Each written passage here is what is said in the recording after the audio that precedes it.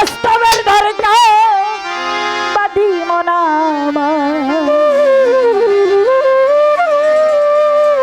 সাধন ভজন কঠিন লাগবে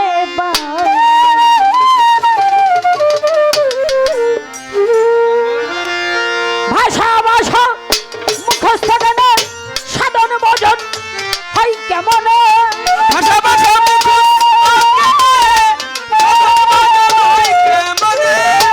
ভাষা ভাষা মুখস্থ গান সাধন ভজন হয় কেমন বস্তুনিষ্ঠা বাস্তবের দরকার রে বাজন বস্তুনিষ্ঠা বাস্তবের দরকার বাদি আমার সাধন ভজন কঠিন ব্যাপার সাধন ভজন কঠিন ব্যাপার বাদি মন আমার সাধন ভজন কঠিন ব্যাপার ভাষা ভাষা মুখস্থ গান সাধন ভজন হয় কেমন ভাষা ভাষা মুখস্থ গান সাধন ভজন হয় কেমন বস্তুনিষ্ঠা বাস্তবের দরকার রে বাজান বস্তুনিষ্ঠা বাস্তবের দরকার বাদি মানা আমার সাধন ভজন কঠিন এক ব্যাপার ওরে সাধন ভজন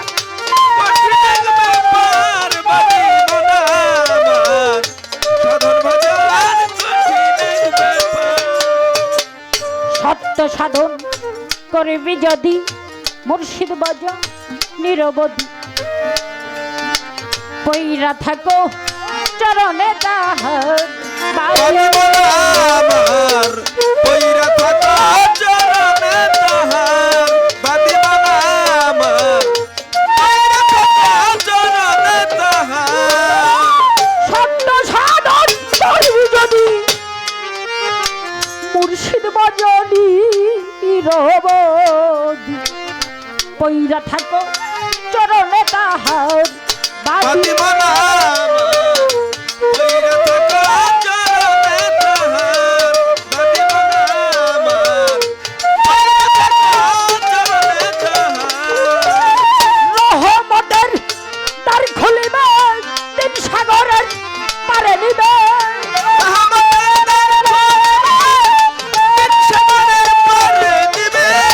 রহমতের দ্বার খুলিবে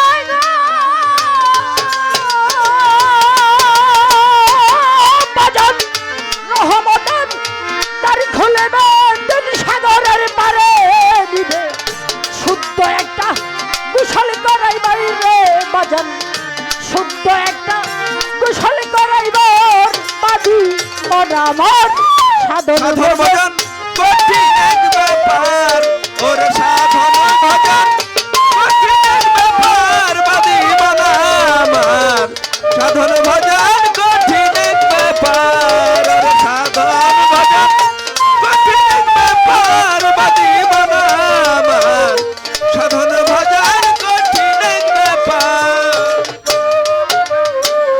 শুদ্ধ কুশল যখন হবে পাঞ্জাতনের গরম দিবে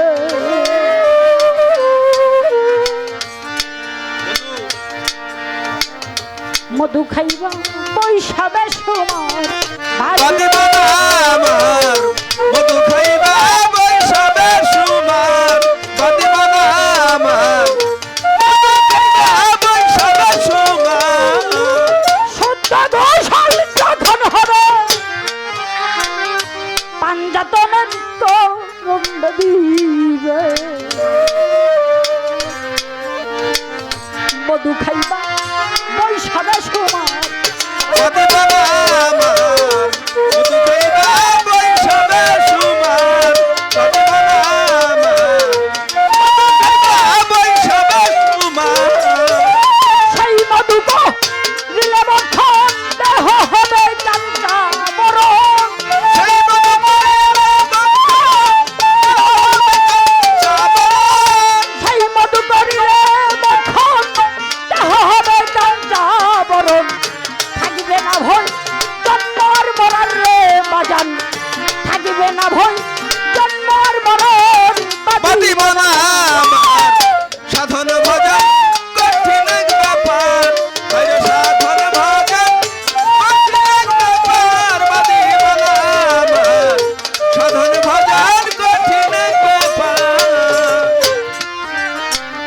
পীরের কাছে মন্ত্র নিও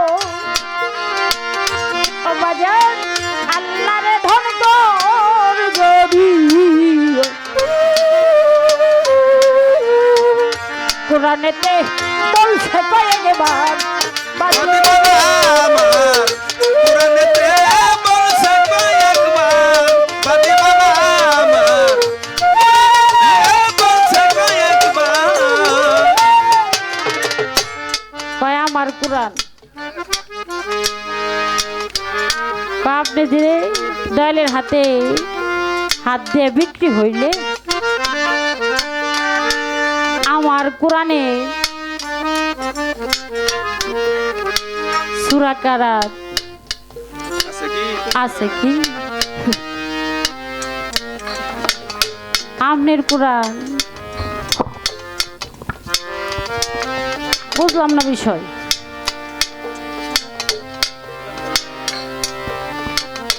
কোরআন যে ব্যক্তিগত নয় এটা এই আলাপ বাদ দিলাম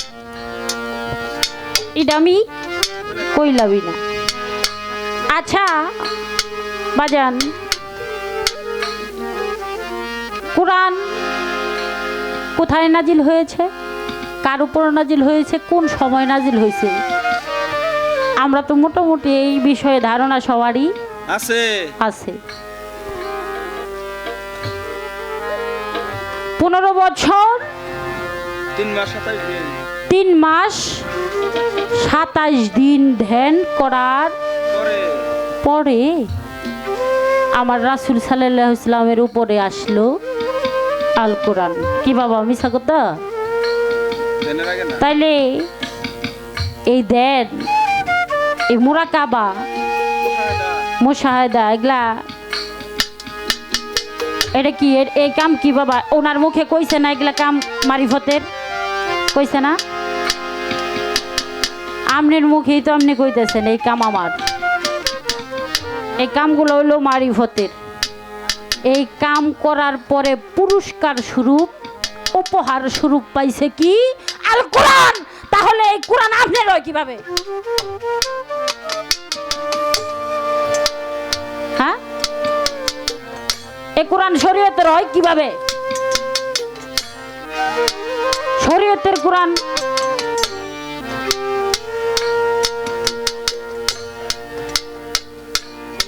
এই যে এত আলাপ কোরআন থেকে কোন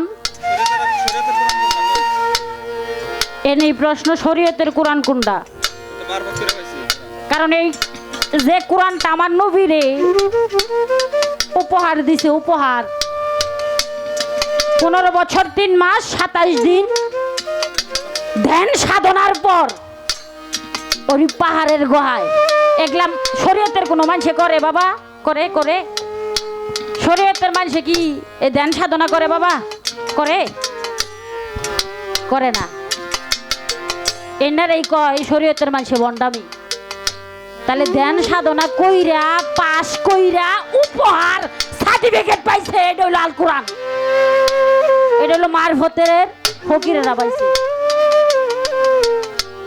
আমনের কোরআন কোনটা আজকে দেখাবেন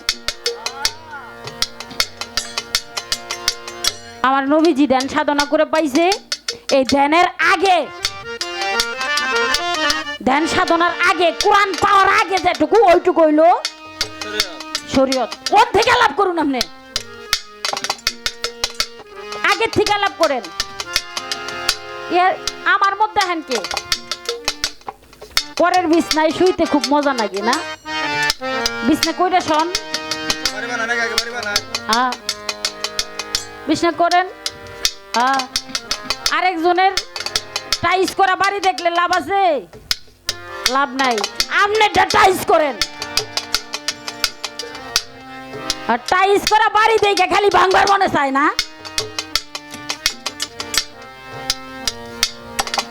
কাম হইব না মারি তিঠাগর লাগব কই জেলে নিব ওরে জেলে নিব কে বুক পাইতে দিয়ে রইছি গুলি কর আয় গুলি করে দে সমস্যা নাই যদি মাথা নত কইতো মাথা যদি এজিদের কাছে খালি কইতো নত করতো তাহলে তো এত কিছু হইতোই না, এত কিছু হইতো বাবা হতো না। মাথা তো নত করে নাই। শুধু তাই না, হুসেন আলাইহিস সালাম মের সাথে লোক ছিল একদম মুষ্টিগত, কয়েকজন লোক ছিল। হুসেন আলাইহিস সালাম বাতি বন্ধ করে দিছিল ঘরের মধ্যে, যে আমার দেখা যদি তোমাদের মায়া লাগে মোহাম্মত লাগে আমি বাতি বন্ধ করে দিলাম, তোমরা চলে যাও, এই যুদ্ধে তোমরা শরীক হওয়ার কোনো দরকার নাই, তোমরা চলে যাও। বাতি বন্ধ করার পরও একটা লোকও যায় নাই, চোখ খুইলা বাতি জ্বালাইয়া দেখে যা ছিল সাথে সবাই আছে। মুষ্টিগত কয়েকজন থাকলেও বাজান, যদিও সেই জায়গায় কয়েকজন ছিল কিন্তু মানুষ ছিল মানুষ।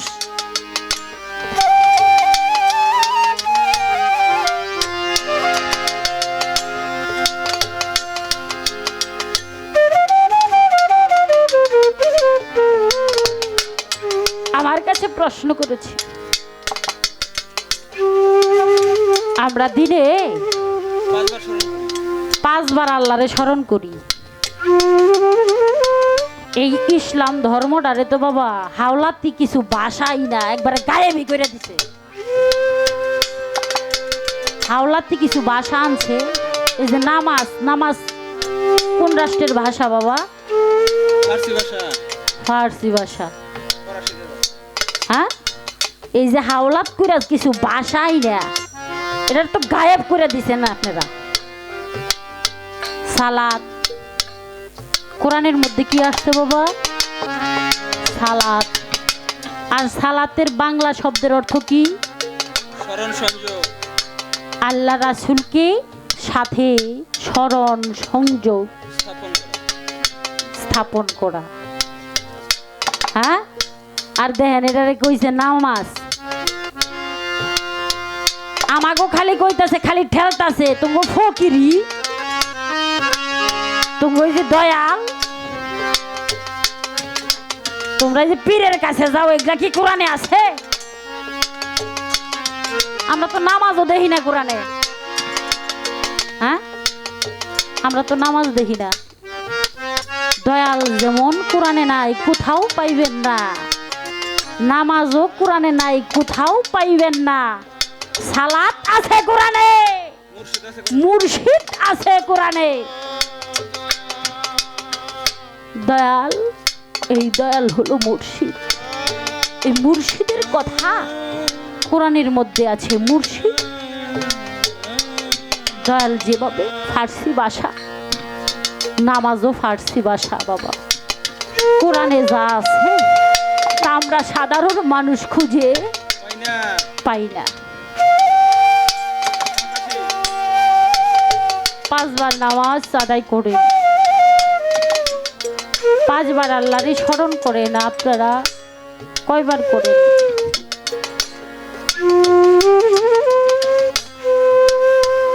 ধ্যান যোগে দিলের নামাজ।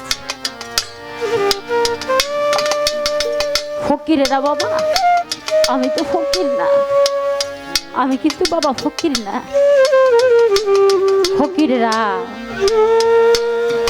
হাত পাও ধুইয়ে, মুন্সিরা যেরকম হাত পাও ধুইয়ে একবার সকালে বর্তাছে, আবার 5-6 ঘন্টা পরে জোহরে পড়তেছে, তাই না বাবা? আবার কয়েক ঘন্টা পরে আসরে পড়তেছে, আবার কয়েক ঘন্টা পরে আবারও হাত পাও ধুইয়া মাগরিবে পড়তেছে, আবার কিছুক্ষণ সময় নিতেছে, আবার হাত পাও ধুইয়া এসা পড়তেছে। আরে ফকিরে ঘর তো কিছু লাগে না বাবা। আরেকটা কথা মনে হয়েছে, করে লই। এই যে শরীয়তের এত কিছু করবো না, একটাই থাকবো প্রশ্ন। এত প্রশ্ন করলে এগুলা বেজাল হয়, কারণ আমরা তো ছোট ছোট মানুষ বাবা। আমারে যে প্রশ্ন করছে আর সারা রাতে কইতে কইতে আমার রাত পয়ে যাইব, আমি আপনি আর দাঁড়াইতে পারবেন না। হ্যাঁ, এই কথাটা তো মনে হইছে, এই কথায় থেকে আমার একটা কথা ওনার কাছে রাইখা লই। কথাটা হইল মক্কা। মক্কায় কি আছে বাবা? শরীয়তের ঘর আছে, কাবা ঘর। এই কাবা ঘর আপনার কাছে জানতে চাই, এই কাবা হইল শরীয়তের আলেম যারা তাদের কি বাবা?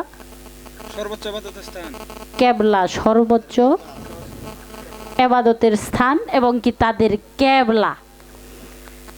তারা তো এই কাবা যেই দিকে ওই দিকেই পশ্চিম দিকে, তাই না বাবা? এটা কিন্তু আবার মারফতের লোকের কেবলা না। আপনার কাছে জানবার চাই, এই কাবা ঘরে হজরত আলী করিমুল্লাহ ওজুহ জন্ম নেওয়ার আগে এটা কি ছিল? এই বিশ্বের মানুষের কাছে এটা কি ছিল? যদি বলেন আপনি কাবা ছিল, তখনও কেবলা ছিল, আমি মানব না।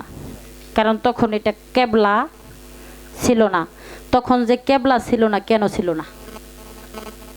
হ্যাঁ তাহলে ওই কাবার কোনো দাম নাই। হযরত আলী করিমুল্লাহ আগে এটা আপনাদের ইসলাম ধর্মে এটা কেবলা কেন ছিল না, এই বিষয়ে একটু কথা আপনি কইবেন। আমার আপনার কাছে এত কথা বলার নাই। এ দেখি বই বাই করেছে, অনেক প্রশ্ন করছে তো বাবা, না দেখা ছাড়া বলতে পারবো না।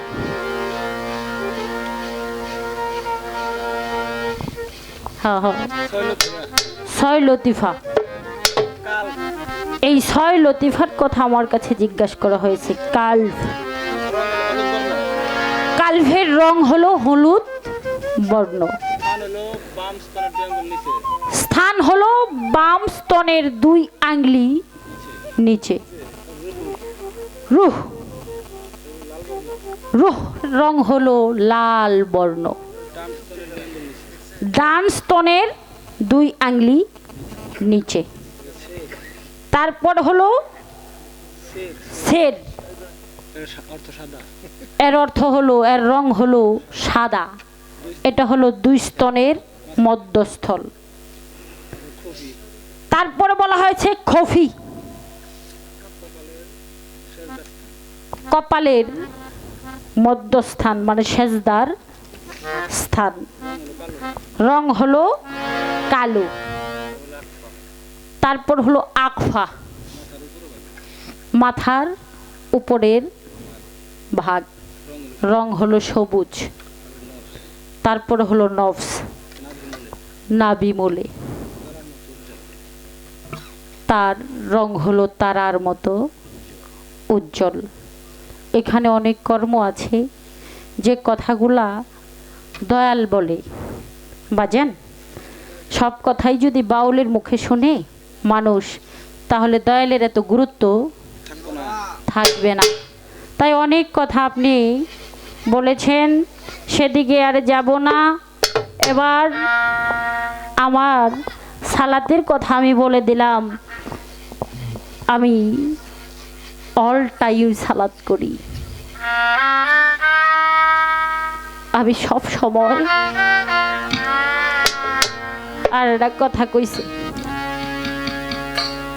কয় আল্লাহরে, আল্লাহর নবীরে দেখা হাসরের মাঠে দেখতে হইব, হাসরের মাঠে দেখতে হইব। আমার আল্লাহ ধমকদা কইছে, ধমকদা কইছে আমারে না দেখা, আমার হাবিবরে না দেখা তোমরা কবরে আইসো না। আর আপনি মেলা দূর হাইটে হাসরের মাঠে যাই দেখ পাইন, মরবান, মরার পর হাসর হবো, হেনু আপনি আবার তাজা হবান, পরে এই জায়গায় যে দেখবেন দেখুন গে আমি তো আপনার কই নাই যে আপনি দেখেন না, দেখেন গা আমার জায়গায় আপনি হাত দেন না। আমি যে জায়গায় আছি আমারে আপনি ডিস্টার্ব করেন না, আমি তো আপনারে ডিস্টার্ব করব না। আপনি আপনার ইবাদত করতেছেন করেন। বাবাজান কোনো পীর মাসিক আপনারা দেখছেন আজ পর্যন্ত মসজিদের মধ্যে যায় হামলা করছে? করে নাই। কোনো মানুষ নামাজ পড়তেছে তাদেরকে বাধা দিছে দেখছেন? দেয় নাই। তাহলে আমাদেরকে এত ডিস্টার্ব কেন করেন আপনারা?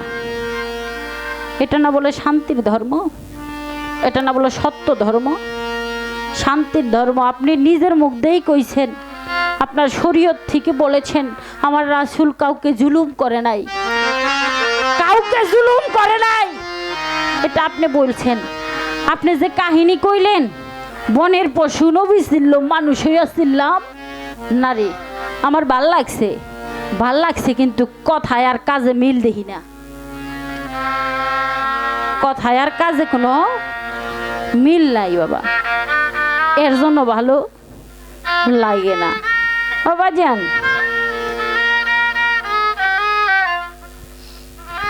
মক্কায় তৎকালীন সময় মদিনায় কোনো কারাগার ছিল না। কেন ছিল না?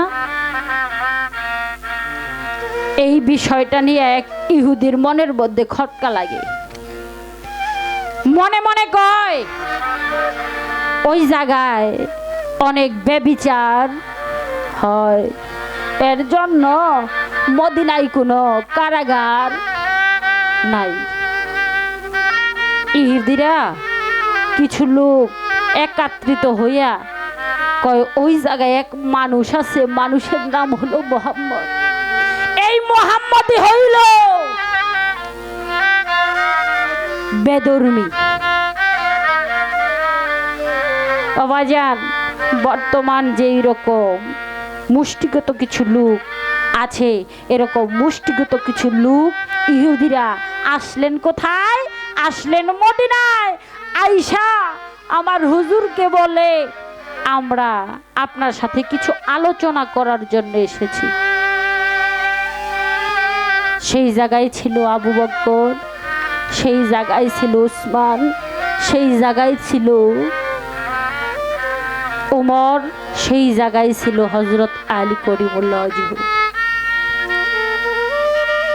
আলী করিমুল্লাহ ওয়াজহু বললেন আপনারা তো দয়ালের সাথে দেখা করতে আসছেন, দয়ালের সাথে কথা বলার জন্য আসছেন, তাহলে আপনারা একটু দাঁড়ান, দয়ালকে আমি জিজ্ঞাসা করে আসি। আমার হুজুরের কাছে চলে গেলেন, চলে গিয়ে বললেন হুজুর গো কিছু বিধর্মী লোক আপনার সাথে দেখা করতে এসেছে। হুজুর চমকে উঠে বলল তাদের কি বসতে দিয়েছ? কয় না। কোথায় বসতে দিব? কয় বসার কোনো জায়গা পাও না, ছোট ছোট বাজান। কয় না। কয় বসার যদি কোনো জায়গা না থাকে মসজিদের ভিতর নিয়ে তাদেরকে বসতে দাও। বাবাজান বর্তমান যুগে কি তা হয়? হয় না। আলী, ওমর, আবু বকর, উসমান চমকে গিয়ে বললেন হায় হায়, কয় কি মসজিদের ভিতরে জায়গা দিব তাদের? তারা তো বিধর্মী, তাদেরকে মসজিদে জায়গা দিব? আমার রাসূল চোখটা গরম করে বললেন আমি কি বলছি তোমরা বুঝো নাই? আলী দুই হাত জোর করে বলে হ্যাঁ বুঝেছি। কয় তাহলে তাদেরকে আপ্যায়ন করো, তাদেরকে বসতে দাও। মসজিদের ভিতরে নিয়ে গেলেন, বসতে দিলেন, সাধ্য মতো তাদেরকে সেবা দিলেন। সেবা শেষ আমার রাসূল সাল্লাল্লাহু আলাইহি ওয়াসাল্লাম তাদের কাছে গিয়ে দাঁড়াইলেন। দাঁড়াইয়া বলতেছে আপনারা কেন এসেছেন এত দূর থেকে? আমি কি জানতে পারি? সেই জায়গায় এক ইহুদি দুই চোখের পানি ছেড়ে দে বলেছিল, যে কথা নিয়ে এসেছি আমরা কথাই তো হারিয়ে ফেলেছি। যে কথা নিয়ে এসেছি সেই কথাই তো হারিয়ে ফেলেছি। ভেবেছিলাম মদিনায় অবিচার হয়, মদিনায় কোনো কারাগার নাই। আরে মদিনায় কিভাবে অবিচার হবে? মদিনায় কারাগার কেন থাকবে? মদিনার মানুষ তো নিজের বিচার নিজেই করে চলে, তাদের আর কারাগারের প্রয়োজন হয় না। নিজের বিচার নিজে করলে সব সেরে যায় ভাইজান।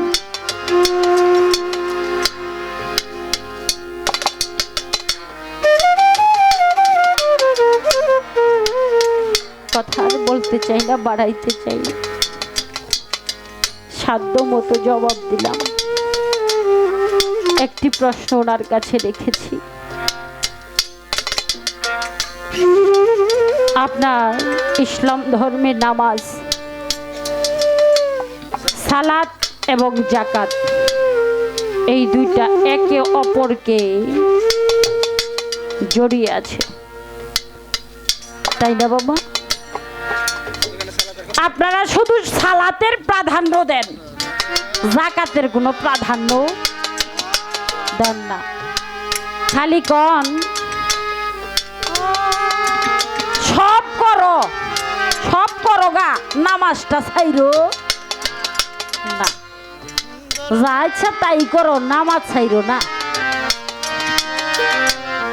যা ইচ্ছা তাই করো, নামাজ ছাইরো না, তাই না? চুরি করো গা, ডাকাতি করো গা,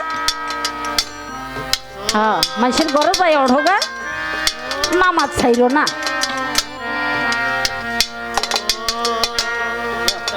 ওই জায়গায় আমি বলতে চাই না, আপনি একটু দয়া করে কইবেন সালাত এবং জাকাত একে অপরের পরিপূরক। প্রাধান্য দিয়েছেন সালাতের, জাকাত কই গেছে?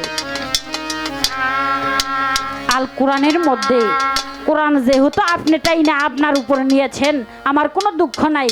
কোরআন সমগ্র মানব জাতি, হিন্দু, বৌদ্ধ, খ্রিস্টান, পাদ্রী, মুসলমান, সমস্ত মানব জাতির হইল আল কোরআন। বাবাজান, এই কোরআন সর্বপ্রথম রিসার্চ করছে কি? বাংলাদেশে গিরিশচন্দ্র সেন। হ্যাঁ, গিরিশচন্দ্র সেন হলো খ্রিস্টান। হিন্দু হিন্দু আচ্ছা, হিন্দু হোক খ্রিস্টান হোক, হে তো আমাকে ধরবেন না। তাই করছে ভালো, তাইলে কোরআন ব্যাকেরি কি বাবা? বিজ্ঞান থেকে যত কিছুই আসে সব কিছু কোরআন থেকেই আসে। তাইলে বাজান, আপনাকে আপনার পায়ের মধ্যে হাজারবার ভক্তি করি, আপনি একটা হাসা কথা আজকে কবানি। এই কথাটা হইল এই সালাত আর জাকাত, এই জাকাতের সাথে যেইভাবে আপনারা জাকাত দেন, এটা কি কোরআনের মধ্যে আছে না এর মধ্যে কোনো ব্যতিক্রম আছে? যদি ব্যতিক্রম থাকে তাহলে আপনি এই জাকাতের আলোচনাটা করবেন, কোরআন থেকে করবেন। আমাগো মারফত থেকে আপনারে করবেন কই নেই, কোরআন থেকে দয়া করে করবেন। আমার আর কোনো কথা নাই, পালা এখানেই রাখলাম।